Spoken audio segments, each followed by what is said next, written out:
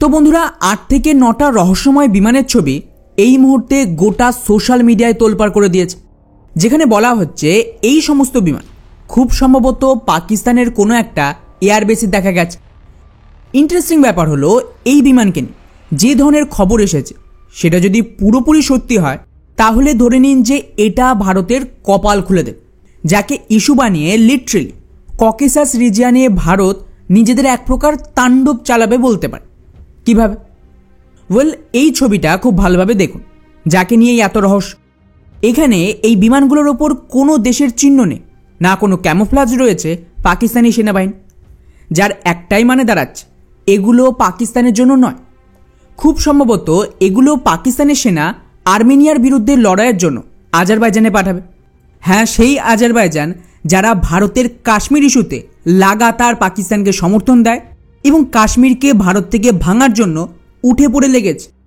এমনকি রিসেন্টলি আজারবাইজানের তরফ থেকেও অফিসিয়ালি এই ধরনের একটা ইঙ্গিত দিয়েছিল যে ওরা 4 থেকে 5টা জেব-17 বিমানের ডেলিভারি পেয়েছে পাকিস্তান থেকে।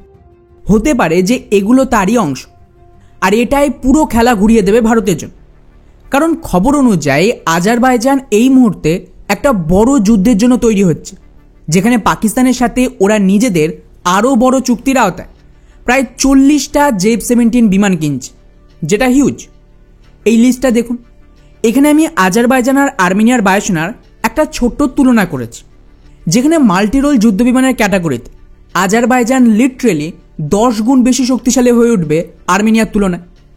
আজকের দিনে আজারবাইজানের কাছে প্রায় 15টা MiG-29 রয়েছে, যা ভারতের মতন আপগ্রেডেড ভার্সন তো নয়, তবে ভালোই শক্তিশালী।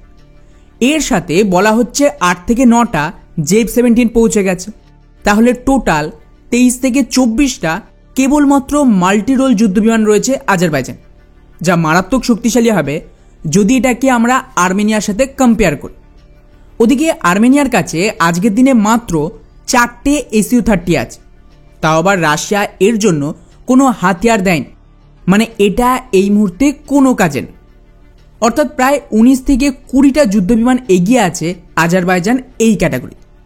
আর এটা তো কিছুই নয়, আগামী 4 বছরে যদি এই 40টা জেব-17 ডেলিভারি হয়ে যায় তাহলে কিন্তু এই টোটাল সংখ্যা 55তে পৌঁছে যাবে।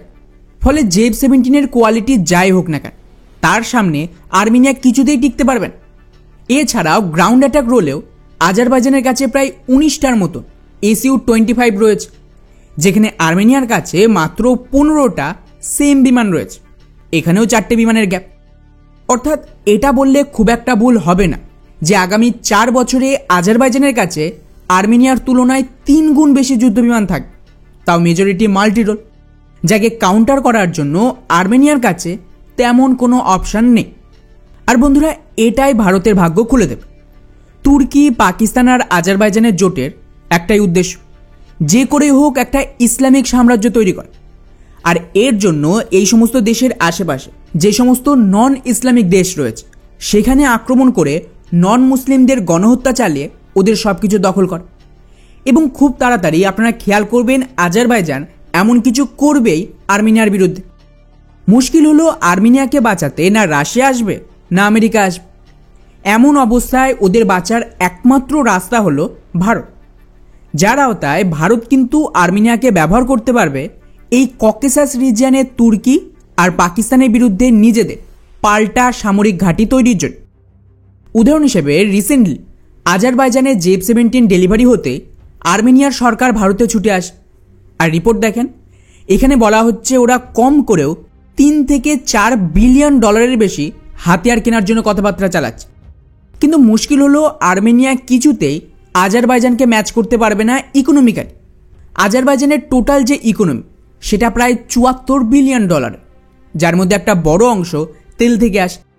অন্যদিকে আর্মেনিয়ার টোটাল ইকোনমি মাত্র 24 বিলিয়ন ডলার, যা আজারবাইজানের চেয়ে প্রচুর কম। এর প্রভাব দুই দেশের ডিফেন্স বাজেটেও দেখা যায়।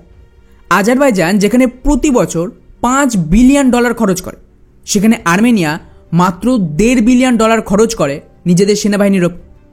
তো বুঝতেই পারছেন যে যতই চেষ্টা করুক আর্মেনিয়া, ওরা আজারবাইজানের মতন খরচ তো করতে পারবে না। তাই হাতিয়ার কেনার গতিও ওদের তুলনায় অনেকটাই কম। এবং এটাকে কাজে লাগিয়েই ভারত নিজেদের গুটি সাজাতে পারে। আর্মেনিয়া এই মুহূর্তে সম্পূর্ণ ভারতের উপরে নির্ভরশীল, আর ওদের যে কোনো মূল্যে আজারবাইজানের হামলা থেকে বাঁচতে হবে। এমন অবস্থায় ভারতের জন্য বড় ব্যাপার নয় $5-6 বিলিয়ন লাইন অফ ক্রেডিট ওদেরকে দিয়ে দেওয়া। ইভেন চাইলে এটা আরও বাড়ানো সম্ভব, যাতে ওরা এখন টাকা না দিয়েই ডিরেক্টলি ভারত থেকে হাতিয়ার কিনতে পারে। পরবর্তীতে আর্মেনিয়া ধীরে ধীরে এই সমস্ত টাকা শোধ করবে। তার বিনিময়ে দুটো কাজ হবে। প্রথমত, আজারবাইজানের কাউন্টারে টিকে থাকতে হলে আর্মেনিয়ার আরও শক্তিশালী যুদ্ধবিমান দরকার, এবং এখানে ভারত দুটো যুদ্ধবিমান অফার করতে পারে। প্রথমত Su-30 MKI এবং তার সাথেই তেজস। অলরেডি আর্মেনিয়ার কাছে 4টে সুখোই তো রয়েছে, এবং সেটাকেও ভারত এই চুক্তির আওতায় এনে পুরো আপগ্রেড করে স্বদেশি হাতিয়ারের প্যাকেজ যুক্ত করে দিতে পারে। আর সবচেয়ে বড় কথা, যেহেতু আমাদের নিজেই সুখোই দেশে তৈরি করছে, এই ক্ষেত্রে এই যুদ্ধবিমানের সাথে ব্রহ্মসের মতন মিসাইল থেকে শুরু করে অস্ত্র, এয়ার টু এয়ার মিসাইল সবটাই কিন্তু যুক্ত করা সম্ভব। এবং এর সামনে পাকিস্তানের জেব-17 2 মিনিটও টিকতে পারবেন, যার জলজান্ত উদাহরণ অপারেশন সিঁদুর। আর যদি আর্মেনিয়ার সুখোই যুদ্ধবিমান থেকে ব্রহ্মস লঞ্চ করা হয়, জাস্ট কল্পনা করুন আজারবাইজানের কী হবে। ওদের কোনো এয়ার ডিফেন্স সিস্টেমের ক্ষমতা নেই ভারতের এই ব্রহ্মসকে ঠেকাবে। এমনকি এর সুযোগে ভারত নিজেদের তেজস যুদ্ধবিমানেরও একটা বড় কাস্টমার পেয়ে যাবে, যা এই ধরনের যুদ্ধে অংশ নিলে ওভারঅল গোটা বিশ্বে এর ডিমান্ড বাড়তে থাকে। আর শুধু যুদ্ধবিমান কেন, আর্মেনিয়ার জন্য এখন খুবই গুরুত্বপূর্ণ হয়ে দাঁড়িয়েছে আরও শক্তিশালী এয়ার ডিফেন্স সিস্টেম নেওয়া। এক্ষেত্রে ভারতের আকাশ এয়ার ডিফেন্স সিস্টেম অলরেডি রপ্তানি হয়েছে, কিন্তু তার পরিমাণ আরও বেশি বাড়ানো সম্ভব। এছাড়া প্রয়োজন পড়লে আর্মেনিয়ার জন্য ভারত মিডিয়াম থেকে লং রেঞ্জের এয়ার ডিফেন্সও দিতে পারে। এবং পাল্টা হামলার জন্য যত ধরনের মিসাইল চায়, তা সে ব্রহ্মসের মতন ক্রুজ মিসাইল থেকে শুরু করে প্রলয়ের মতন ballistic missile, anti tank missile, কী নেই ভারতের কাছে, সবটাই কিন্তু ব্যাটেল প্রুভেন। ফলে হাতিয়ার বিক্রি আর প্রফিট তো ভারতের হলো, উপরন্তু এটা আমাদের জন্য ফ্রির মার্কেটিং হবে, যার থেকে ভারত আর আর্মেনিয়া দুজনেরই ফায়দা। এরপর আসি দ্বিতীয় এবং সবচেয়ে গুরুত্বপূর্ণ ফায়দা, আর সেটা হলো ভারত চাইলে আর্মেনিয়ার সাথে কোনো রকম চুক্তির আওতায় ওখানে মিলিটারি বেসও নিয়ে নিতে পারে। এতে করে আর্মেনিয়ার সুবিধা হবে, ওরা একটা পার্মানেন্ট প্রোটেকশন পাবে, আর ভারতের সুবিধা হবে তুর্কি আর পাকিস্তানের এই যে একটা নেক্সাস, তার গোড়ায় আক্রমণ করে। জাস্ট কল্পনা করুন যে আর্মেনিয়ায় যদি ভারতীয় ফোর্স মোতায়েন থাকে এবং কন্টিনিউয়াসলি আর্মেনিয়াকে সাহায্য করে আজারবাইজানের বিরুদ্ধে যুদ্ধে, আপনি ভাবতেও পারছেন না আজারবাইজানের কী অবস্থা হবে। অতিরিক্ত ভারতের কাশ্মীর নিয়ে চেঁচাতে গিয়ে নিজেদের জমি হাতছাড়া করে ফেলবে, যার জলজান্ত উদাহরণ পাকিস্তান রয়েছে। এতে ওভারঅল এক ঢিলে ভারত 3 পাখি মারতে পারে। আমাদের হাতিয়ার বিক্রি হলো, যা গোটা বিশ্বে ফ্রিতে প্রচার হবে। 2, পাকিস্তান আর তুর্কির ভারত বিরোধী নেক্সাস ভাঙা যাবে। আর 3 এবং সবচেয়ে গুরুত্বপূর্ণ, এই রিজিয়নে ভারত নিজেদের একটা সামরিক ঘাঁটি বানিয়ে দবদবা কায়েম করতে পারে। এমনকি এই রিজিয়নে তো প্রচুর তেলের ভাণ্ডার হওয়ারও সম্ভাবনা রয়েছে, যা ভারতের হাতে আসতে পারে। ফলে এখন দেখা যাক যে ভারতের সুযোগ নেয় কেন। অন্তত আমি মনে করি যে সামরিক ঘাঁটি না বানালে ভারতের উচিত নিজেদের লাইন অফ ক্রেডিট দিয়ে পর্যাপ্ত হাতিয়ারের সাপোর্ট দেওয়া। কিন্তু এগেইন এখানে আর্মেনিয়ার নিজস্ব পলিটিক্সও রয়েছে, সেটাও একটা গুরুত্বপূর্ণ ভূমিকা পালন করবে। তাই এর উপর আমাদের নজর থাকবে যে কী ডেভেলপমেন্ট হয়।